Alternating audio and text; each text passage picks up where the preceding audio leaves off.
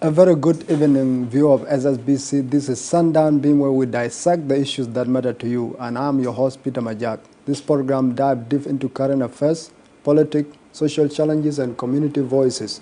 We bring complexity to clarity. This evening, we have another wonderful episode that you don't need to miss, and we will dive into the history of South Sudan. When we talk about the history of South Sudan, what comes to your mind might be the independence of 2011, maybe 1983 or 1955. Well, we are going beyond that, and you don't need to miss the content that we have for you this afternoon. We will go for a short break, and when we come back, we will dive into Chat with the Guest, our segment where we dissect the issues that matter to you. As we go for a short break, stay tuned, and we will come to unpack for you what we have this evening. This is Sundown Beam, where we dissect the issues that matter to you, and I'm your host, Peter Majak, this afternoon.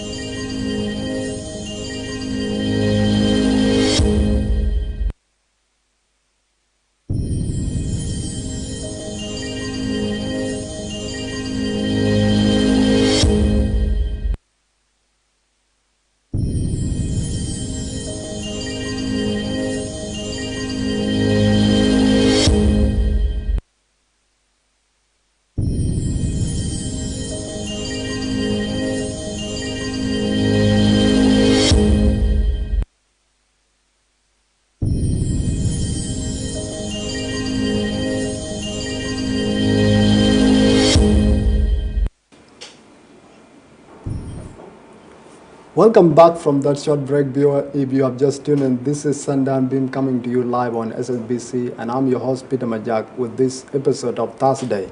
As we dive into our Chat with the Guest segment, our discussion this evening will take us back to explore the rich history of South Sudan, and that extends beyond the independence in 2011, the war of the SPLA liberation, that is 1983, or even the Anyanya War in 1955.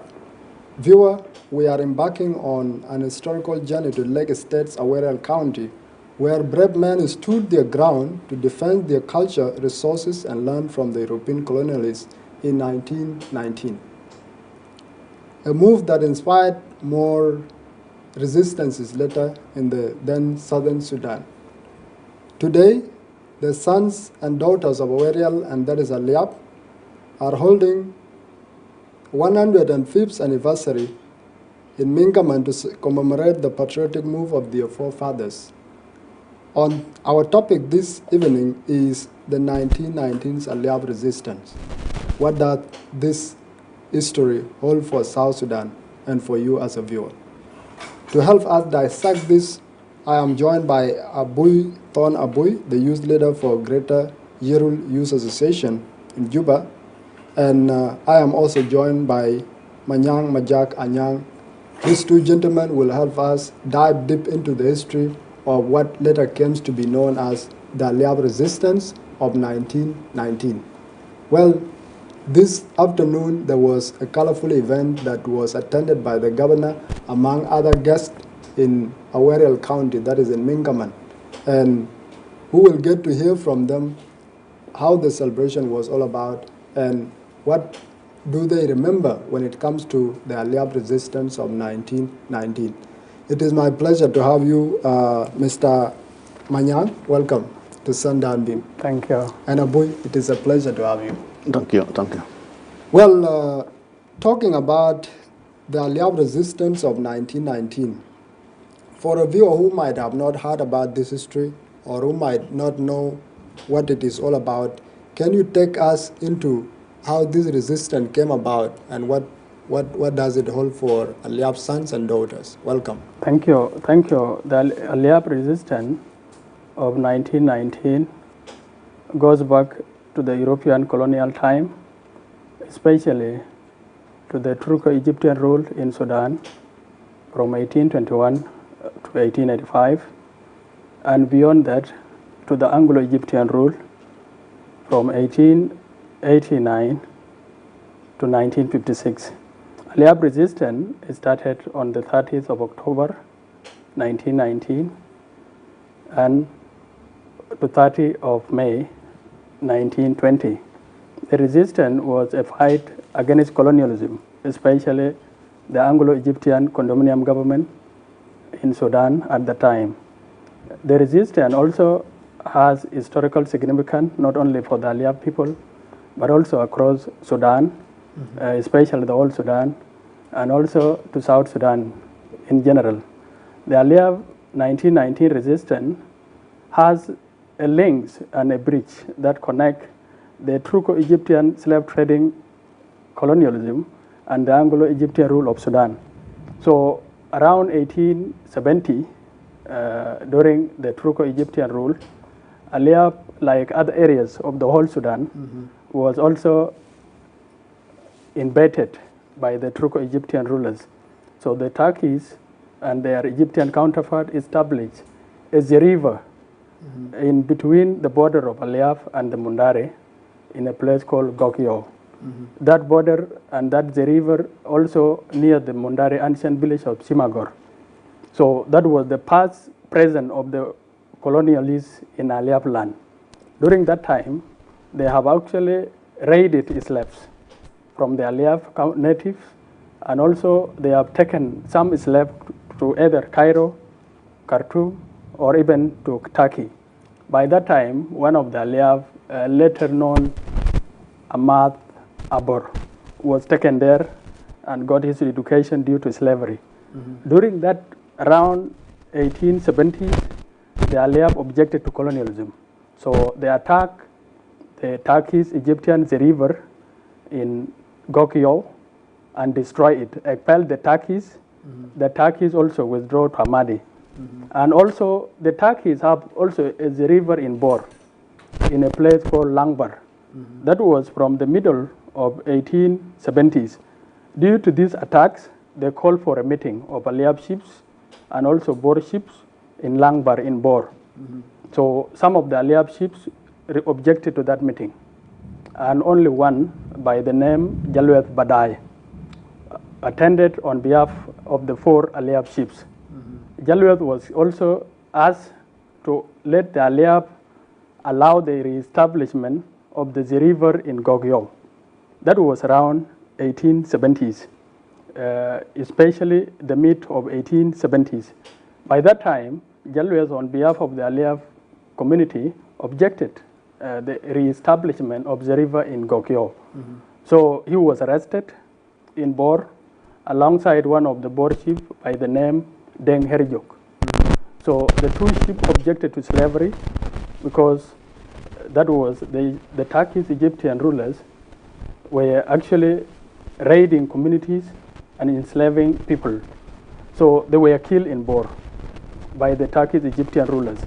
So this killing has put hatred of the Aliab, put hatred in the mind of the Aliab toward colonialists, because their leader was killed in Bor by the colonialists. Shortly, the Mahdis ended the Turkish Egyptian rule, and also historical change took place. The Mahdist state was also brought to an end by the Anglo-Egyptian. So the Anglo-Egyptian established another system.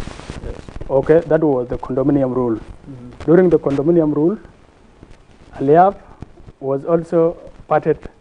Aliab was established as a province, this one as a district, and parted to the Mangala district.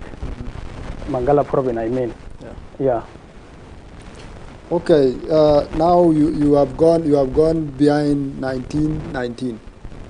Come to 1919 now. Okay, so from that onset, because I'm going back to the historical significance, Sure. because there is one factor that connects the 1919 resistance with the Turkish and the Anglo-Egyptian rule.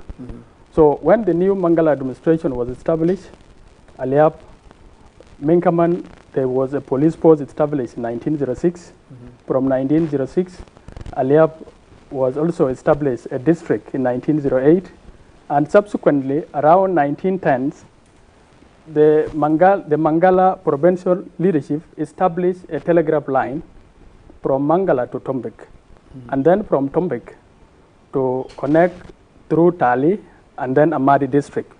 So that establishment of the telegraph line caused an incident.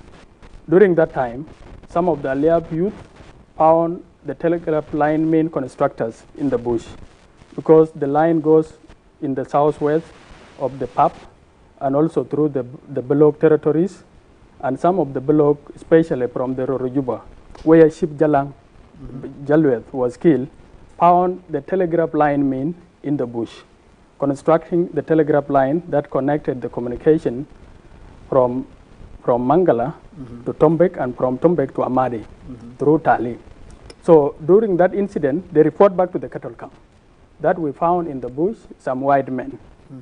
So the elders, is including the brother to the killed ships by the Turkish Egyptian around 2-3 decades ago, reminded them that those are the killers of Jalweth.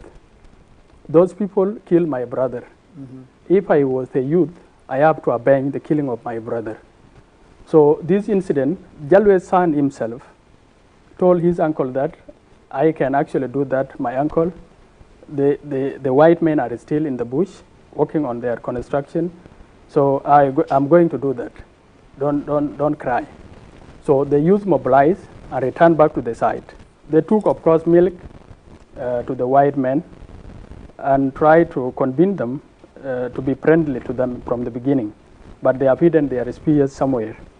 So during that time, they attacked the white men when they were taking their milk, and they killed around 4 British nationals, and 1 escaped from the side, from the incident.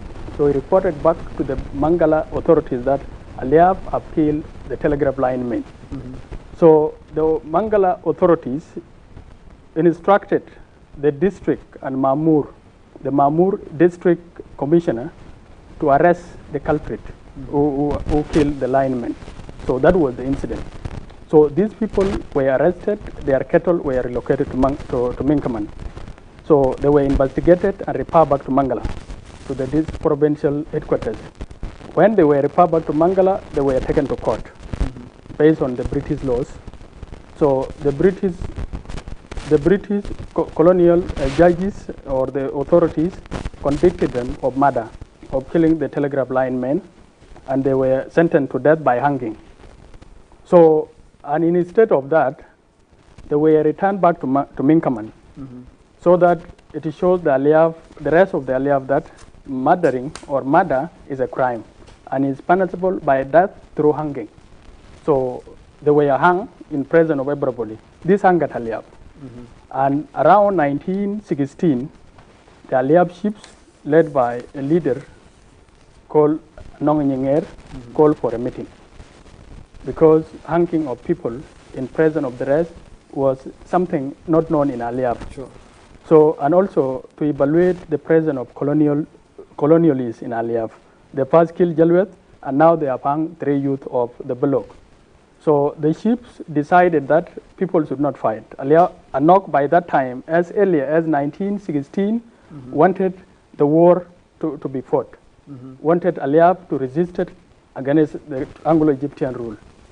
But the chiefs decided to advise him that they are going to use dialogue to ask the authorities to stop those abuses, and also to account, because the youth themselves, the families, were compensated. The government was compensated. Aliab paid cows for the killing, and also their youth were executed. So this also one of the best factors that created hatred of Aliab toward the colonialists. To connect these 2 incidents, and before I end up my question, the Aliab, the killers of the telegraph line men, thought that the Anglo-Egyptians who were constructing the telegraph line were the Turkish. They did not know that the Turkish-Egyptian rule was brought to an end. So they also know that the killers of their brother were the Anglo-Egyptians. So that is how the link from 1870s to 1919, the incident. Another factor also, the Mamur in Minkaman. The Mamur in Minkaman by the name Aziz Samit. who was known as Torgung by the Aliab, has a lot of abuses, a lot of injustices toward the people. First of all, he forced people to work without pay. He also has high taxation. He was informed to collect small calves of the cows as taxes, but also he used to take the oxygen from the cows, from even the cattle of the Aliab taxpayers. So another one also, he defiled a daughter of one of the Aliab chiefs by the name of Kwanyuwat, the chief of Pabwar clan in Minkaman. He took his daughter and refused to marry her, and also refused to pay a rock. Those were the abuses. Finally, he stopped everyone from passing through Minkaman. If you pass through the town, you will be stopped and you will be forced to either carry things or to work, any other forced work. So those incidences forced the Aliab chief to decide on what to do. So these incidences happened from 1916 to 1917. In 1918, the Aliab chief also convened the second Pap War Council or War Conference. So in 1918, that War Council elaborated what has happened. Right. But by accident, a man named Bonkwaj Awoli, Bonkwaj Agao, who came to a place called Magar to date, he was moving with 3 men. So that man passed through Minkaman and he was stopped by the Mamur as usual. He was allowed to carry things, but he refused it. So when he refused, he was actually, the Mamur asked him why he refused. He was having a hair doll on his head, died. So that hair doll, he told the Mamur that he cannot carry things because of that. So the Mamur destroyed and damaged the hair doll. And instead of that, he took the spear trying to spear the Mamur, Mr. Aziz Samit. So during that time, the police officers stopped him by grabbing the stick of the spear on his back. So when they stopped him, the Mamur ran for his guns. So the police allowed him to run because he was right.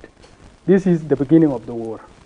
Okay. So during that time, the man ran, and when Dorgung came back, he found that the police allowed him to escape. He ordered them to go and arrested him. Right. So his cattle camp was near between Dor and Minkaman. So the police officers went to arrest him in Yil. So the distance from there is far, so they reached there at around midnight.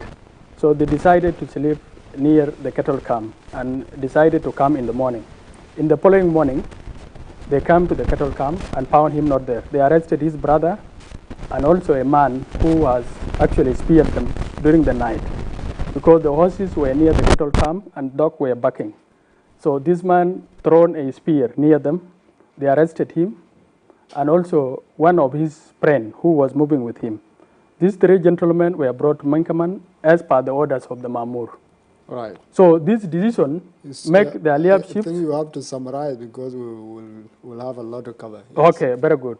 So this decision make the Aliab chiefs to call for the second war council or the Pap War Conference.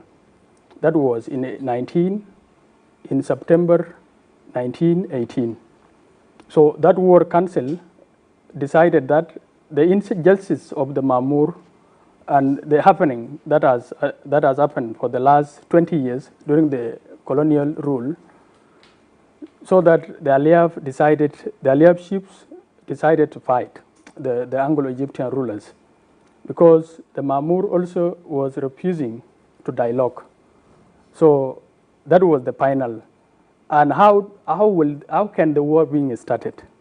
The Aliab chiefs, a man called Makwanyuwat, whose daughter was defiled, gave the Aliab chief an advice that for them to start the war, they have to give Mamur an information that they are coming for a traditional dance in Minkaman in recognition of his leadership and also as an appreciation and celebration of his rule. So the Mamur was happy and allowed the Aliab community to organize that dance. So during that dance, the youth were told to hide their spears and to celebrate dance as usual. So the dance that happened in September of 1919 Yes. make the beginning. People prepared for it, and people came to Minkaman for the dance from all the Aliab sections. The Aliab 4 section, Akwei, Apuk, Aker, and Balok. So when they came for the traditional dance, the youth, it started the dancing, but that day, at around 4 o'clock, the Mamur has a tradition of visiting some of his farm a mile away from the town, Yes. along the River Nile. So when the Mamur was away, the youth start to storm the Minkaman police station and also the Mamur resident. They burned down the district office and kill all the police officers. So when the Mamur was returning Aziz Summit, he saw the smoke on the cloud in the town. So he was running to see the scan. So he met a man along a fisherman by the name Kulang Nial. So he met Kulang Nial, and the man told him that for him to escape, because the Aliab have actually captured the police station, they have killed the police officers, they burned down the town, and they are looking for him.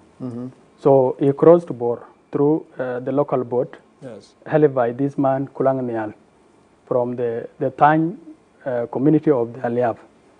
So he reported to the authorities in Mangala that the Aliab has rebelled. That was on the 30th of October 1919. So he reported to the authorities in Mangala that the Aliab have rebelled and they are rebels. So the district governor by the name Chauncey H. Stegan decided to come to the Aliab to understand the situation. So he was on the way coming from Mangala to Aliab when he was ambushed between Minkaman and Paf. So in Wadnom, he was ambushed by the Aliab youth and warriors, because the Aliab have declared war against the British. Yes.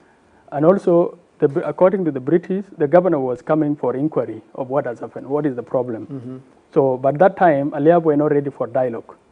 So they decided to ambush the governor, and they kill him, and he's in his convoy. So they kill him and also kill one of the British officers.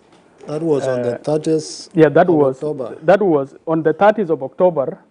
It was an attack against the Minkaman town, which I think I have elaborated. So that was the commencement. Okay, and then from the 30th of October, the governor prepared to go to Aliab around 8th of December. Okay, 8th of December. He was killed on the 8th of December, 1919. Okay. So on the 8th of December, 1919, he was ambushed by the Aliab warriors, and in a very big convoy involving the Equatorian Battalion, later known as the Equatorian Corps, led by an Egyptian, and also the British Royal Regiment, who were commanding him, were escorting him to Pap to consult the Aliab leaders. All right, I think we will cut it from here. We have exhausted a lot, and that is a powerful foundation for this conversation. And I would want Aboy to come in.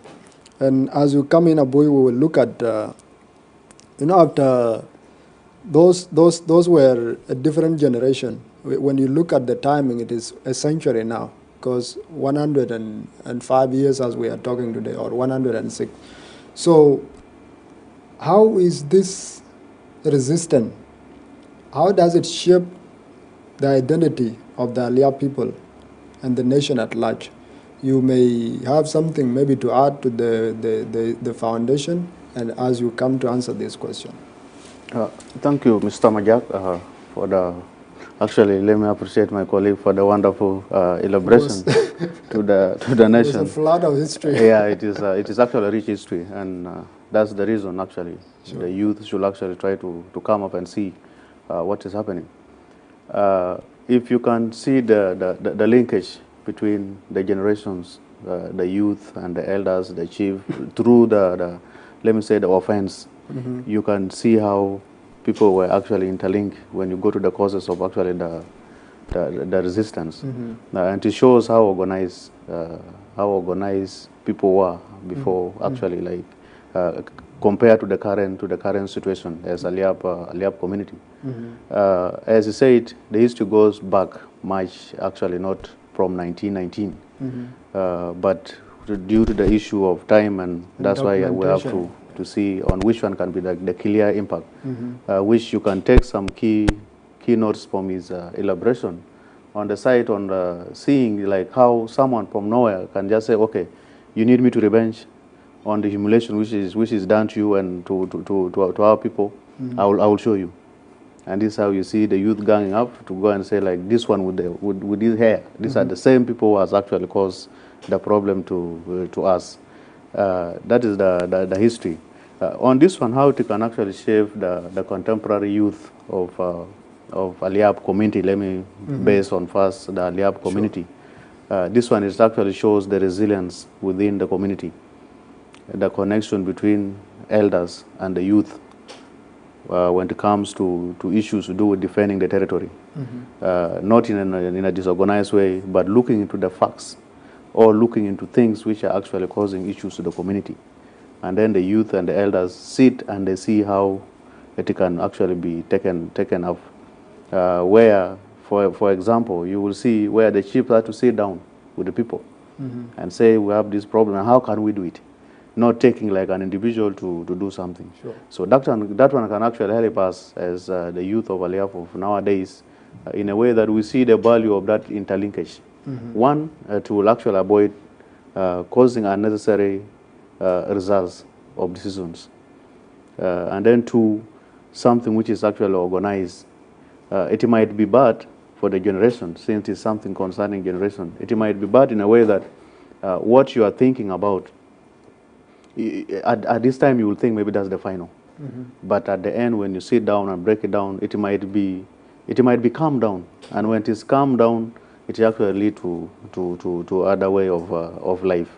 So first of all, it is upright to the current youth, as you can maybe get from the background. It is highly influenced by actually the youth. And the commemoration, which is going down on the 105th commemoration, is actually highly now trying to be put across by youth, supported by elders behind. So there is an inspiration that this history holds for the Aliab youth. Yeah, exactly. This one, it holds a lot of actual like impression to the youth in a way that you will see how a community is organized. It is one of the impressions in a way that you will see how community is actually organized in a way that to defend your territory. It is actually one of the main important things. Thank you. Because your living is actually where everything is. Sure. Yeah. Thank you so much, Abui, and we will come back to Manyang. Manyang, when you look at the resistance from 1919, that is where we talk about the documentation. Do you see any inspiration that is in terms of the influence that this 1919 resistance has caused in the history of the struggle later in South Sudan? In Sudan, actually, when we talk about okay, by then. So do you see any kind of inspiration that was drawn from the Aliab resistance? Thank you.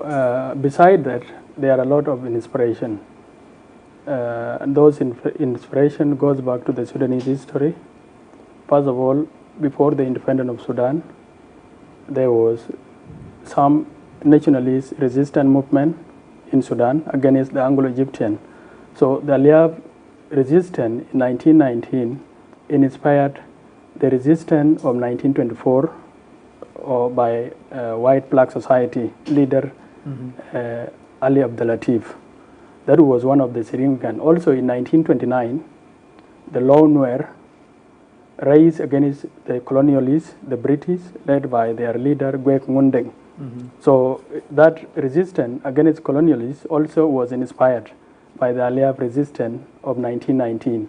Also, back that, there were other resistance against colonialism, such as the King Godogwe resistance in Yambio against the British colonialists. So the Aliab resistance also has inspired the Nyanyawan liberation struggle independent struggle, during the Torit Mutiny in 1955, and also inspired our struggle for self-determination from 1983 to 2005. Those are the inspiration taken and actually inspired by the Aliab resistance of 1919, due to fight for your freedom. Thank you. That's interesting. And now today the commemoration of the Aliab resistance of 1919. Apart from the documented history, do you still have some maybe artifacts, maybe the spears of those wars? Is there anything that Aliab community has documented as stored for the remembrance of this history? Yeah, there are a lot of historical material for the Aliab resistance of 1919. Especially the war was fought with the spears. Mm-hmm. So the Aliab warriors fought with the spears against the Anglo-Egyptian colonialists, and also they fought with shields. Mm-hmm. And those things, those archives, those historical material and weapons, white weapons, are in Aliab, and they are being kept historically for the Aliab history, for the recognition of this history. So those are the important. Another one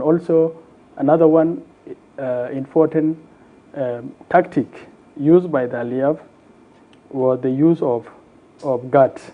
Mm-hmm. This use of cow dungs. Mm-hmm. The burnt cow dungs were actually taken and were put on a gut, and also the red paper, this one fili, mm-hmm. was actually mixed with them. So when the British troops advance on their horses mm-hmm. to attack the Aliab warriors, they will throw them up. Okay, so this is one of the most historical significant and also very important. So it's a weapon okay? that it was a weapon actually invented by the time. Aliab warriors to fight the British. So it will actually spoil their vision to Right. watch them well, and by that chance, the Aliab warriors will spear the British soldiers. So these are the most important material that will be stored for the Aliab history, because they contributed during the war of 1919. Thank you. And actually, to add on, As you add, because I don't have a lot of time, Okay. you will combine it with a question. it's okay.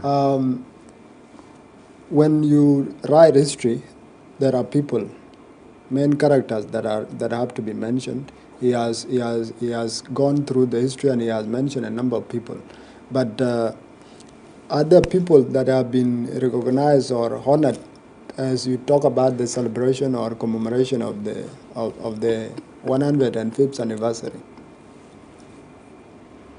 Yeah, he has mentioned a lot of people actually in the background, but one of the key figures is actually Kona Nok, which people are looking into. He has done a lot, coming a bit to the contemporary history. He is actually part of that struggle of actual Aliab 1919, which is highly seen in that background. Combined with the names of the people, he has added the sultans, mm-hmm. the messengers, and there are quite a number of people which actually were looking into that history. Where I was saying he left out some part, is actually, as Aliab being part of a Dinka society, our things sometimes remains in let me say like songs. Mm-hmm. Like for today, there are songs concerning the other war. So names are still in that in the composition of such songs. Right. Yeah. To add to the historical figures, first of all, there are 4 Aliab ships of the different 4 Aliab chieftains. Mm-hmm. So the first chief is Kona Nonganyer, the president of the Akwai chieftains, mm-hmm. and also Manyang Chapa, the president of the Fuk chieftains, also Dunichwe. Mm-hmm. He was also the president of the Belok chieftains, and also Acholobon. Those are the historical chiefs who organized the 2 different wars councils that mm-hmm. I mentioned. Mm-hmm. Another historical figure was Nonganyer, though he died also at the same time around 1919. Before the outbreak of the war, he was very instrumental to the outbreak of the war, because he wanted the war to be fought. he asked a question that, what brought the white man to my land? Don't the white man have a land of his own? And also, in that land of his own, are there blacks who occupied his land?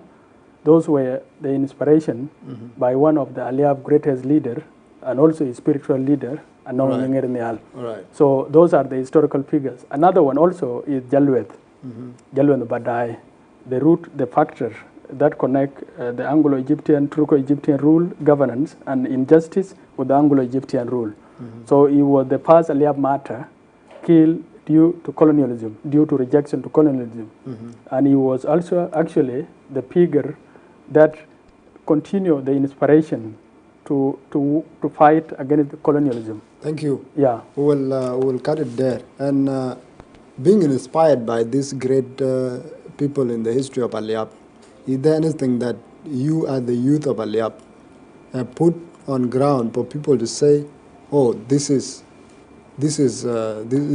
are our heroes? Is there anything that if you go to Minkaman today, you will be able to point at something that someone has been honored? Yes, actually, as of now in Minkaman, the Lake State government with partners and has constructed Kona Nok Secondary School in Minkaman in remembrance of Chief Kona Nok, who was also the leader arrested by the British as a result of the 1919 resistance. And also for the rest of the chiefs, with time, the Aliab community will have a recognition, especially in form of what? In form of schools, so that they are remembered, their struggle, their sacrifice, and their history, and also their leadership is remembered in Aliab and also in South Sudan. Right. Yeah, to add on his side, as maybe like today can be actually like the first of its kind, in a way of like trying to put it across. Sure. We are actually trying, we talked about only one factor, which is actually the government, which we appreciate the government of the country of doing it. But as on our side, as the people of Aliab, we have names, as he has mentioned, almost like around 4 names or 5 names. And there are a lot of things which are lacking due to actually this conflict. Sure. Let's talk about hospitals. Let's talk about even just like, let me say, a playing ground. All those things will actually come up, and this is the projection of the commemoration. Okay. So this is the first commemoration that Aliab community is doing. Yeah, it is the first of being on ground. Yeah. It has been celebrated 2 years ago. Like this is the 3rd time. We can say the 3rd time. I've seen youth online. Yeah, you know, but the first one was online. The other second one also online, and the 3rd one is what we are bringing it out to actually have that linkage with the people on ground. You know, when you talk about media, it limits some Sure, people. But now when it's on the ground like the way it is now, it is actually trying to bring the whole projection. And the team, which is already on ground, will actually air out the way forward on things which are needed. That's wonderful. We are winding up, and our time is well spent. And in a short time, we'll be able to look at the historical roles of this commemoration that is being done in Minkaman. So, does it have anything to do with promotion of peace and patriotism in South Sudan? Is there anything you can say about that? Like I said before, that the Aliab resistance as inspiration. So fighting for your freedom and for your motherland create patriotism everywhere. And this is the reason we have a country. So the Aliab resistance will always remind us of our freedom and also of our struggle for our land and for our resources and for our people. That is actually one of the most important factors, and that is patriotism, in my opinion. Can you come in? Yeah, thank you. When you talk about patriotism, and first of all, we can term that time now to be like for our ancestors. So one of the most important things is seeing our ancestors doing something together. And this is actually what is happening on ground. The youth are actually trying to come together to appreciate the heroes and our ancestors for actually standing together. So that one, it gives that heart. So to project it to the country, It is not something hard for youth to come up and do something like we are doing this for the country. Well, as we wind up, our time has gone, and we have to come to the end of this conversation. I wish we could have enough time to explore, but we are limited by the time. So, as you come in, Manyang, you will take us through, you know, having young people who are coming up in the Aliab land, and you know, you people mobilizing to come together and celebrate these activities. So, does this inspiration or this commemoration, does it have an impact in the young people?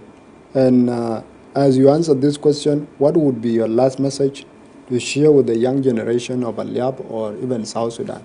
Oh, thank you. First of all, the Aliab resistance has inspired the young people, like Aboy has answered, and will continue to inspire the young people to cherish their history.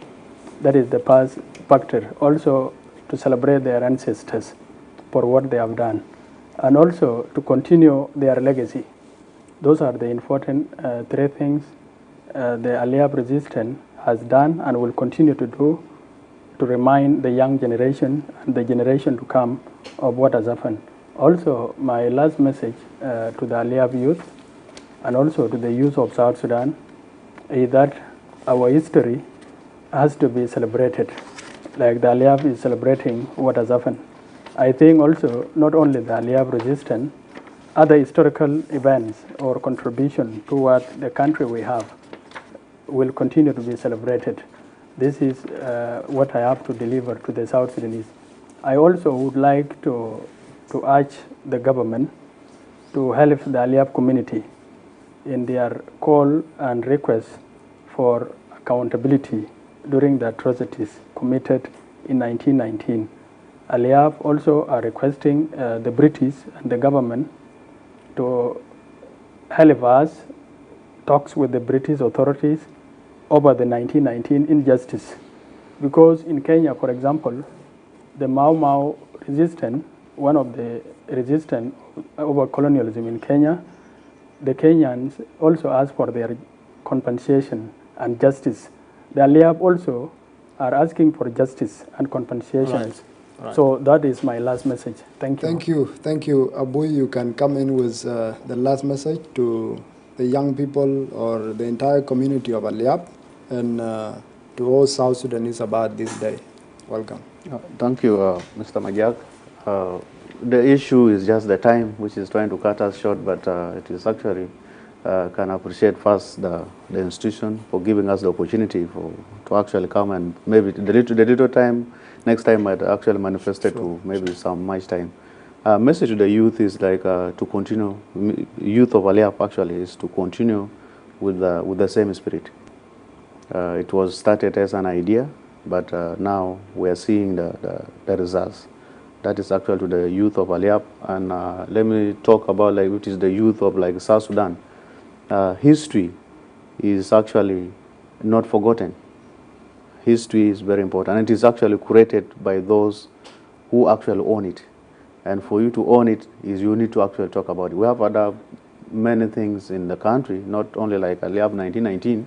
The other thing which us as youth or South Sudanese can be proud of to actually commemorate them.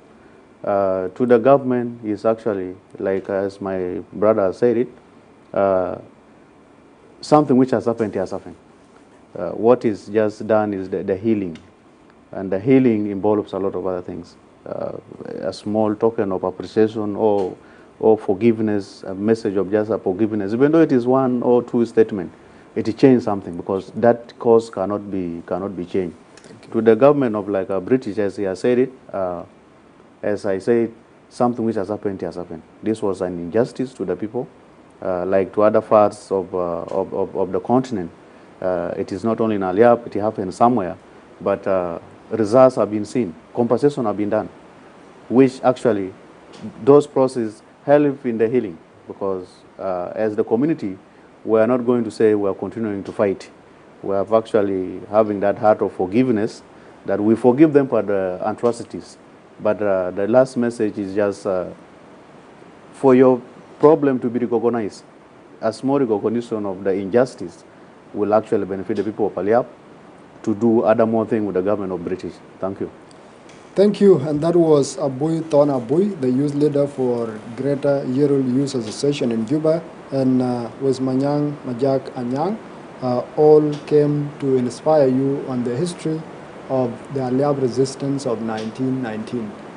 Actually, the commemoration took place today, this morning, and up to midday, in which the governor of Lagos State, Honorable Erin Mabor, came there, and a lot of invited guests to commemorate the history of resistance in Aliab land. Up to this time, viewer, it has been Sundown Beam where we dissect the issues that matter to you, and I have been your host, Peter Majak, taking us into the history under the theme honoring the spirit of resistance, preserving the legacy of freedom. That is what took place today in Awerial County, and that is Mingaman. Up to here, we are signing out, and I will leave you with inspirational talk from our engineer, Ton Malek, and link up with us in the next edition. That will be Thursday and Tuesday. I have been your host, Peter Majak, on Sundown Beam, where we dissect the issues that matter to you. Stay tuned to the rest of the programs on SSBC. We'll link up.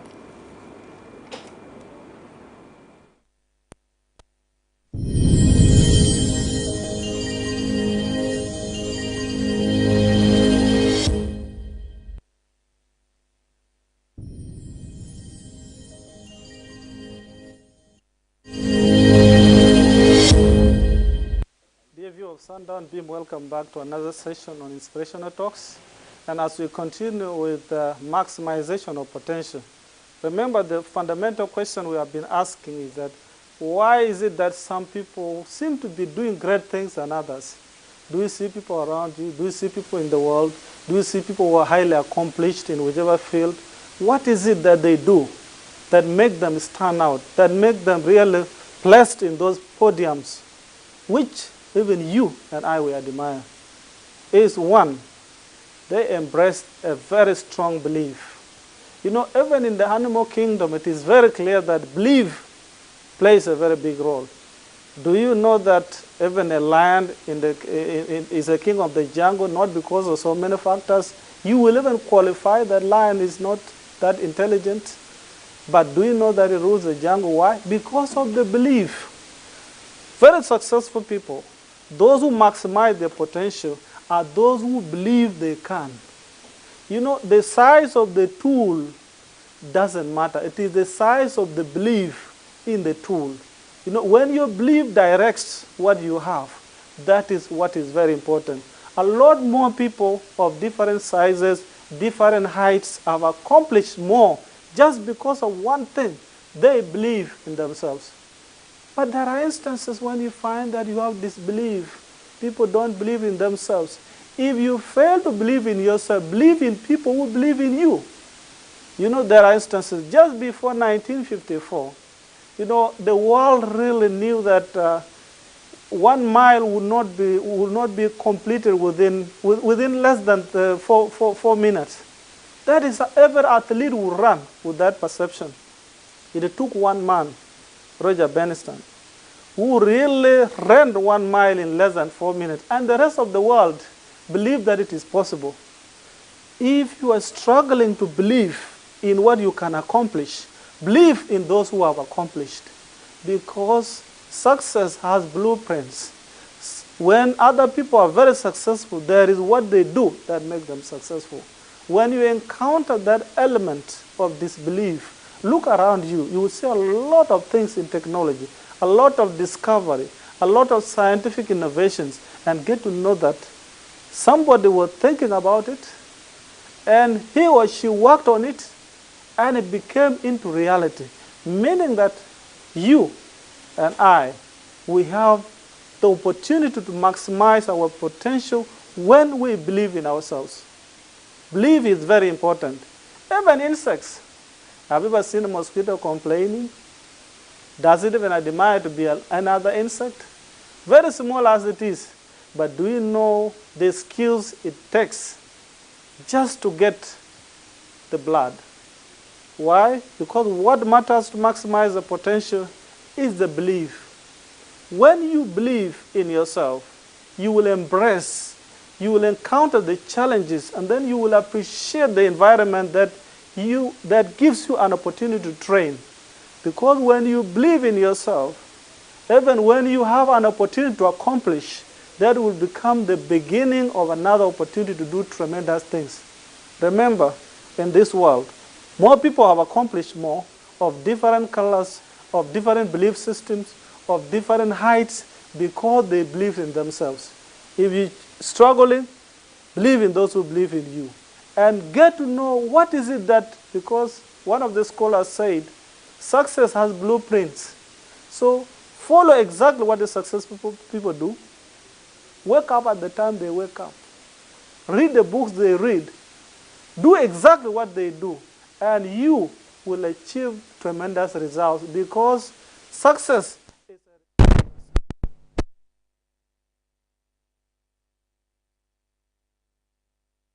and when belief system is strengthened, you begin to be open to so many opportunities, so many tools.